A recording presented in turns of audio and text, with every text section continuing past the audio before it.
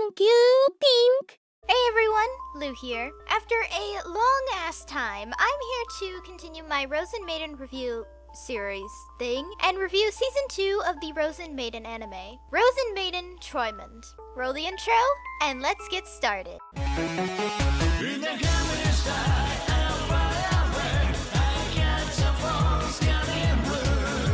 Rozen Maiden Traumend was released in October 2005, airing almost exactly 1 year after the original Rozen Maiden finished. It was directed by Ko Matsuo, who isn't really a director for anime to be honest. He's mostly known for storyboarding anime like Banana Fish, Dororo, and Gothic. Now, I know what you're thinking. What does Traumend mean? Okay, so I'm not good at my German at all. That's why my pronunciation of Traumend sucks. Hence why I'm butchering the fuck out of it. But according to Google, it means dream. And I guess that kind of makes sense, since this season pulls some Black Butler 2 levels of bullshit that you have to wonder if this was all a dream Jun had or something. While I really love the first season of Rozen Maiden with its flaws and all, Traumend just has a lot of issues, to be honest. So, let's dive into it.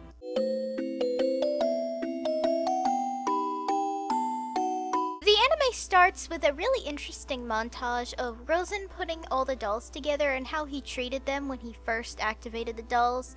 It's an overall very interesting sequence, and I like it. Mostly because even in the manga, we don't really know how much Rozen really does feel about the dolls.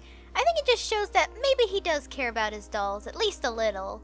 It picks up, I want to say, a month after the first season of Rozen Maiden, where Shinku killed Suiginto for trying to kill her and Jun. It's summer now, and Jun is actually planning to go back to school, though he has a lot of studying to do because he missed out on school a lot since becoming a hikikomori.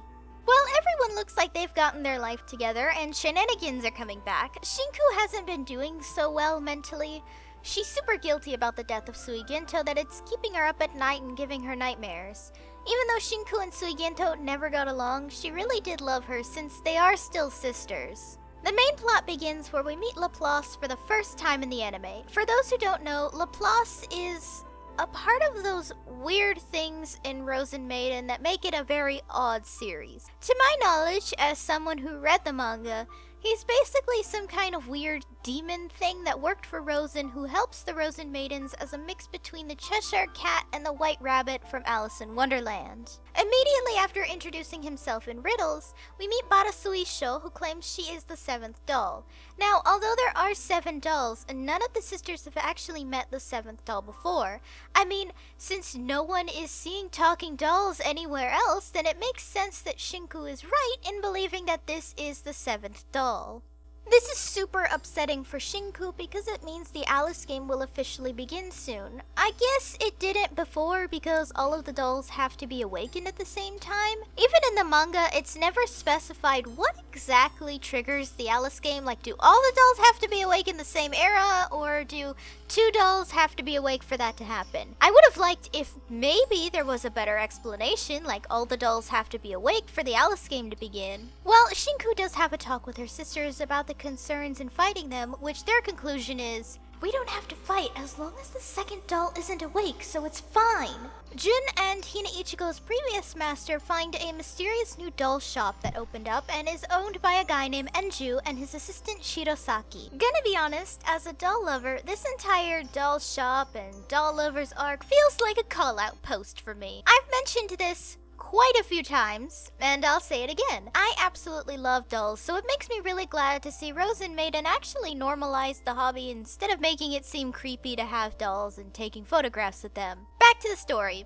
Surprise, surprise! The 2nd doll is awake and announces herself as the smartest and coolest Rozen Maiden doll, even though she's really not. Though, now that all the dolls are awakened, apparently the real Alice game can begin. Oh, and Canaria's owner is literally just me, by the way. A woman in her 20s with glasses who collects dolls and does photo shoots with them to share online. That is literally me, and I feel called out, to be honest. Well, Suiginto is alive again, and it's vaguely implied Rozen was the one who resurrected her and gave her a torso, I think? It's never confirmed, but I'm assuming he gave her a torso, judging by some vague shots and character expression. Suiginto also has a medium now named Megu, who's a girl with a severe heart condition that wants to die so her suffering can end. So she's contracted to Suiginto, hoping that Suiginto will drain her life energy away to finally put her out of her misery. However, Suiginto is extremely attached to her because she relates to her, so Bata Suisho tells her that winning the Alice game will grant her the power to cure Megu's heart disease. In the meantime, Jun gets closer with this doll maker Enju, who's a perfectionist, and I guess looks like Rozen, like in the flashback in the beginning. To be honest, this character is very poorly established since all we see of him is make dolls. Like, we know jack shit about him. Though Shinku proposes, they don't fight and say, "Fuck our creator, we're not gonna kill each other because he wants us to." So Sasaki, of all characters, gets tricked into believing Rozen is suffering because Alice has not awakened. This is just a really stupid twist to me because Sasaki literally just had an arc where she learned not to be so loyal. I mean, if this was manga Sasaki, then this would actually make a little more sense because Sasaki is extremely gullible in the manga, but this is anime Sasaki who has a completely different arc. This causes Sasaki to go out of character and declare war on Suiginto, who she lost a fight to in the first season, so I have no fucking clue why she's thinking she's gonna win this time. I already hate this part of the story. Maybe it's because Sasaki is one of my favorite characters in Rozen Maiden, but it's really out of character for her. If this was Sasaki or Hina Ichigo, then I think this would be a little more believable and genuinely a shocking twist, but choosing Sasaki feels really dumb. I don't even know what Suiginto did as the killing blow. I guess grabbing someone's chest just kills them or something. So Sasaki is the first casualty of the Alice game, which is a parallel to the manga where she's also the first casualty, but for reasons that made a hell of a lot more sense than this. With Sasaki dead, Enju announces that he's Rozen and Bata Suisho's medium, which the Rozen Maidens all agreed to fight in the end field, which I am not gonna explain, but basically it's Pocket Universe shit. Though Hina Ichigo can't join in the fight, Shinku needs all her power, so that thing where she uses half her power to keep Hina Ichigo alive is cut off, which causes Hina Ichigo to die as well. To be honest, her death was definitely the most tragic just because she's such a sweet little cinnamon roll, and seeing this precious baby die is so sad. With the final battle beginning, Canaria and Sasaki also lose, with Shinku killing Suiginto again, as they both agree it's for the best, so Shinku has enough power to defeat Bata Suisho, who's in the lead right now. Bata Suisho and Shinku have their fight. I guess in the anime's logic, you can use the power of other Rozen Maidens.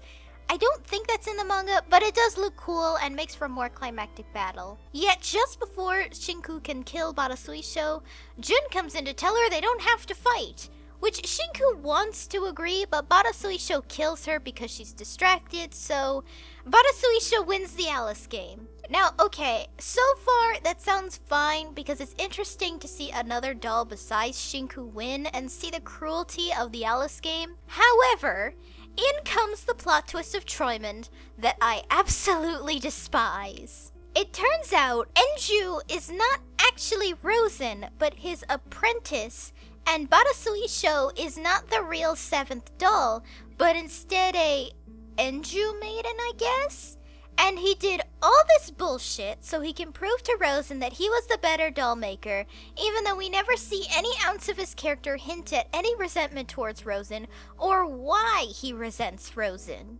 Though, for reason only manga readers are gonna understand, and frankly, I don't want to explain all of that right now, Bata Suisho can't handle the Rozen Mysticas because she's a bootleg Rozen Maiden and crumbles to pieces. What happened to Enju? I guess he just turned into light or something. Laplace was also the shop owner assistant guy I mentioned earlier, and he knew all along that Enju wasn't Rozen, but just did it because he thought it'd be fun or whatever. I mean, Laplace is a morally gray character, so this isn't really a plot twist because even in the manga, he's not exactly morally good, so Jun is distraught that all the Rozen Maiden dolls are gone for a bullshit reason and pleads to bring them back, and he begs so much that Rozen actually hears Jun's pleas.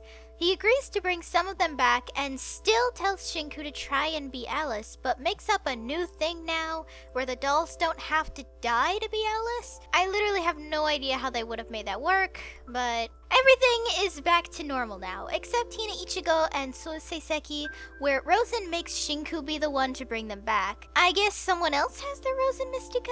At least this means the bullshit is over, and maybe we'll get a vague implication that two of my favorite characters come back. Maybe there really is no seventh doll after all. This is Kido Kishell, the real 7th Rozen Maiden doll. If this was following off of Season 1, I'd be super excited to see Kido Kishell, but the problem is that Kido Kishell heavily implies that Rozen knew the entire fucking time about Bata show and did absolutely nothing to stop Enju. The worst part is that Enju clowned him because his doll won the Alice game anyway. This entire thing of showing Kido Kishell pisses me off to this very day, not only because this means the entire season was nothing but filler and sequel bait, but it also does the worst trope ever, which is character A could have solved the entire conflict if they just said something. The worst part in all of this is that it turns out it's sequel filler bait. Think of it kinda like if Sailor Moon's anime made an entire season based off the filler arc of Season 2, where everyone forgot who they were and just never continued past that. As Rozen Maiden has never been a series that does super financially well, despite Shinku being so iconic and Sasaki getting her own meme, a Season 3 was never made. There were allegedly talks about a Season 3, but the financial failure of this season made the studio feel like they shouldn't continue. At least, considering the merchandising and archiving of this series is literally abysmal, especially the OVA that came with the DVD releases. Overall, this story was just awful this season. Sure, it's not as bad as Black Butler 2 because there are some genuinely adorable slice of life moments with Hina Ichigo, Canaria, and Sasaki, but the twists in this one either make no sense or are just really bad.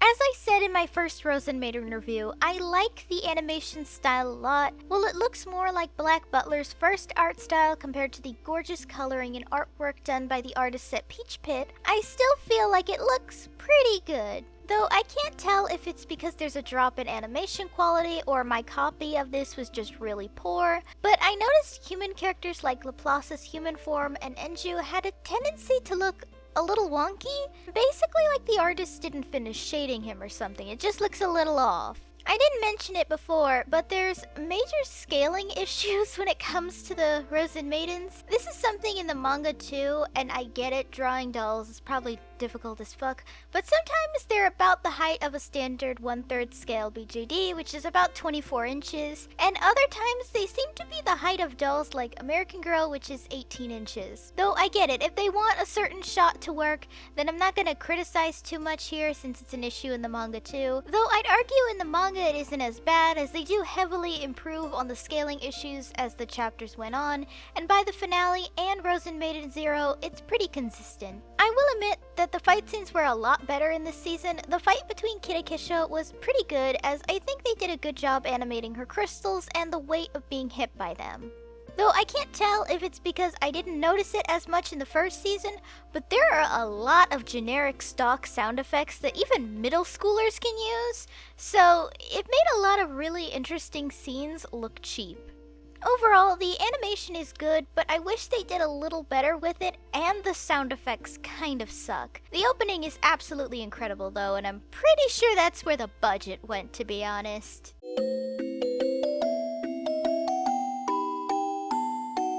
Now, the main cast I have talked about before, and honestly my opinion still stands as they don't really change much in Season 2. The only thing is that Shinku and Jun are a lot more passive now as characters, and Sasaki drank dumb bitch juice, I guess. Rather than talk about them all over again and repeat myself, I'm going to be talking about the newly introduced characters. I always find Canaria to be kind of a strange character, to be honest. Don't get me wrong, I like her a lot, but sometimes it's like really weird how she's the second Rozen Maiden doll. I do feel sad though that they left out the part where it turns out she's actually the only one who can read Suiginto like a book and understand what's on her mind. I thought that was just a really interesting thing about her.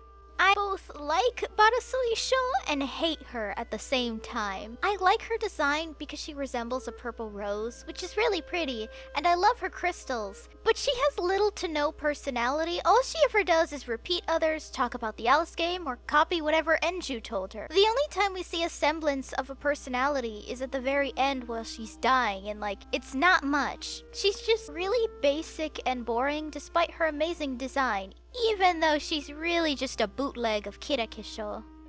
Enju is the most boring anime-only character I've seen so far. At least Angela and Ash, Dante from Fullmetal Alchemist, and Noah from Yu-Gi-Oh! All have something to give of a semblance of a character. Enju just sits there and makes dolls. We literally see nothing of his character. While there is motivation, there's absolutely nothing that leads up to that motivation or hint at it. He just kind of stands around and talks about dolls. I've always had mixed feelings on Laplace as a character, even in the manga. I think he's at least a little more interesting in the manga because he's so mysterious, and when he shows up, that makes him an interesting character. He's alright, I guess. I will admit, seeing him in the dub helps a lot because Keith Silverstein is a damn good voice actor, and he made Laplace at least a little more interesting with his acting. Kido Kishell appears for less than 2 seconds, but as I said in my first video, I'm gonna talk about her, so I am. I have no idea where they could have gone with her character. My guess is that she would have been some kind of yandere, judging by her expression, and the fact that she has Hina Ichigo and Sasaki's Rozen Mystica, so my assumption is that they had a vague idea of what Peach Pit was planning to do with Kido Kishell later on, because it is true that she does take Hina Ichigo and Sasaki's Rozen Mystica, so overall, the previous cast is pretty much the same, and some of the new cast is great, but some of them literally amount to nothing and do nothing that they just kind of feel pointless.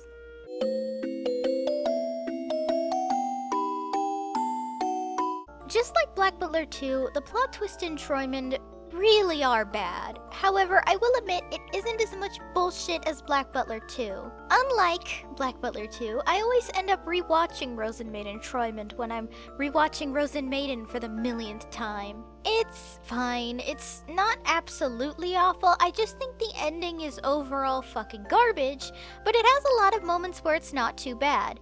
In particular, the slice of life aspects were done really well here. Overall, it's subpar, I guess. It's not the absolute worst, but I think a lot of the story elements here don't make sense. Yeah, the twist in the original Rozen Maiden anime doesn't really make much sense either, but nothing is as bad as the moral of the story being the bootleg will be the victor. I mean, I guess that's right if you've seen some glorious bootlegs out there. The one thing about Traumend before I end this video, I want you guys to let me know down below if you guys want me to do a quick review on the OVA that came with the DVD release of Rozen Maiden Traumend called Overture, which is extremely rare and difficult to find online in English, or if I should just skip the OVA and talk about the 2013 series. Again, I'd really love if you guys let me know down below if you want me to talk about Overture at all, or how much of an absolute disaster Rozen Maiden 2013 was. Hey everyone, thanks for watching. If you liked the video, be sure to give it a thumbs up and consider subscribing if this is your first time seeing the video. And if any old or new subs would like to help support the channel in any way, my Ko-fi page is down below in the description along with all my other social media. For any subscribers, new or old, who like to help with video ideas or maybe want to talk about anime, I have a fan server link down below. See you next time!